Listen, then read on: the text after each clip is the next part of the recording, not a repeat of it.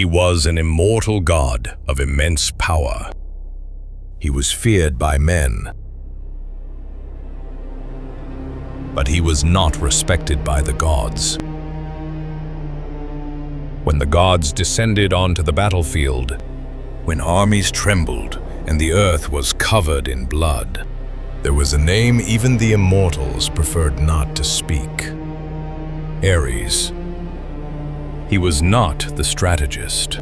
He was not the protector. He was not the defender of a just cause. Ares was war in its rawest form, violence without purpose, the fury that makes no distinction between victor and vanquished. And because of that, though he was a god, he was one of the most despised gods of Olympus. This is the story of Ares, the god of war.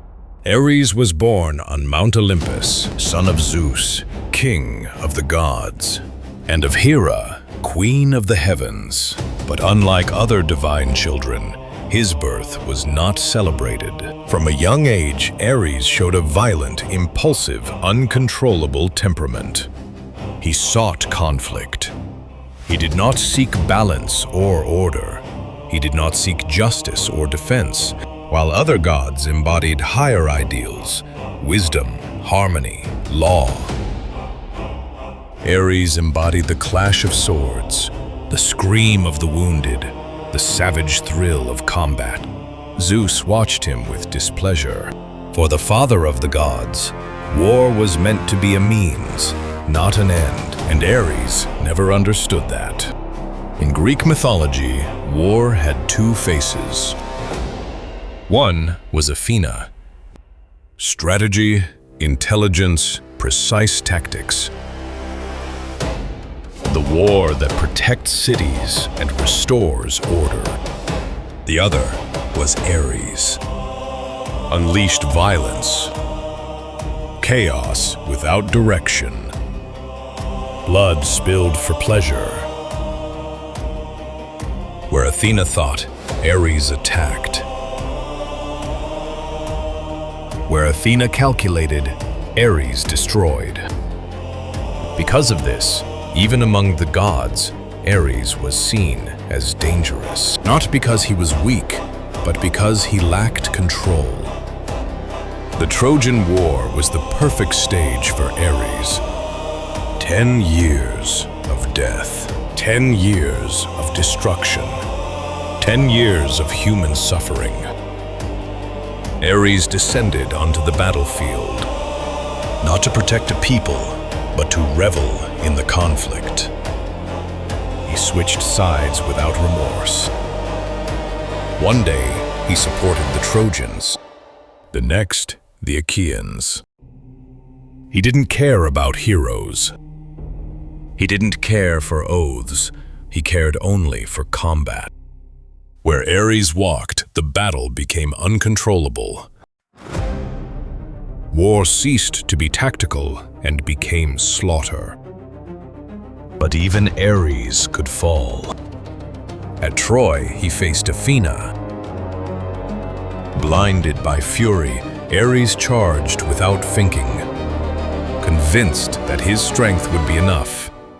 It was a mistake. Athena did not face him with rage, but with precision. A single blow, a calculated move. Ares fell to the ground, wounded, humiliated, screaming in pain like a mortal. The god of war, defeated by the goddess of wisdom. And Olympus watched in silence. When Ares returned to Olympus, he found no comfort. Zeus did not receive him as a wounded son. He rebuked him. He called him unbearable, violent, unwanted. He told him something that would be etched into mythology. You are the god I hate most among all the Olympians. Not because Ares was weak, but because he represented the worst of war. War without purpose, violence without limits. Destruction that builds nothing. Humans feared Ares, but they didn't worship him like other gods. He wasn't a protector. He wasn't a guide. He was a force that could fall upon anyone. Where other gods offered favor or punishment with purpose, Ares offered chaos. That is why his temples were few, his rituals feared, his cult limited. Even warriors preferred Athena because she offered victory. And Ares offered only blood. And yet, there was one goddess who accepted him. Aphrodite, the goddess of love and beauty. She joined the god of war and destruction, an impossible union, love and violence, desire and fury. Together, they embodied the human contradiction, the passion that can create or destroy. But even this relationship ended in ridicule. When they were discovered, the gods laughed. Ares, the feared one, became an object of mockery. In one of his most humiliating episodes, Ares was captured by giants and imprisoned inside a massive bronze jar. There he remained, unable to fight, unable to scream. The god of war reduced to silence. No battles, no blood, no power, forgotten. Had he not been rescued by Hermes, he would have vanished. Not even the gods considered saving him urgent. Ares had strength, he had power, he had violence. But he lacked purpose. In Greek mythology, power without control is not admirable. It's dangerous. The gods could be cruel, but they acted within an order. Ares didn't. That's why he didn't rule. That's why he didn't lead. That's why he was never a king. It was a warning. The story of Ares doesn't glorify war.